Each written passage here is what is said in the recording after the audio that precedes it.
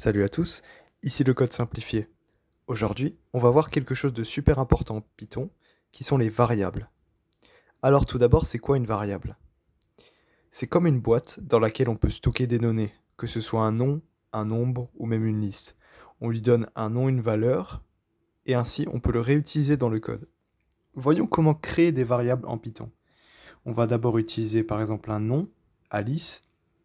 Ensuite, on va essayer avec un âge, donc un nombre qui sera 25. Et puis on va essayer un booléen, donc true ou false. On va mettre par exemple en train de coder. Et on va voir ensuite comment imprimer cela.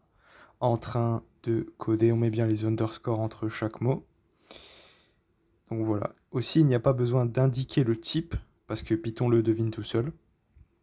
Donc maintenant, on peut les afficher avec print. Donc on va faire ça de suite. Donc tout d'abord, print. Par exemple, on va écrire nom de point. Puis ensuite, nous allons afficher le nom. Ensuite, on va mettre print âge. Puis nous allons afficher l'âge. Et enfin, on va imprimer lcode en ce moment, point d'interrogation. Puis mettre le nom de la variable encore une fois. Donc on voit bien le pattern virgule, puis le nom de la variable. Donc en train de coder. On va voir maintenant ce que cela affiche. Donc on va faire python variable.py. Et donc voilà, on voit bien que les valeurs qu'on a données sont affichées correctement. On peut aussi changer la valeur d'une variable à tout moment. Donc on va essayer avec par exemple l'âge, si on veut le modifier. Donc je vais mettre par exemple en dessous âge égale 26.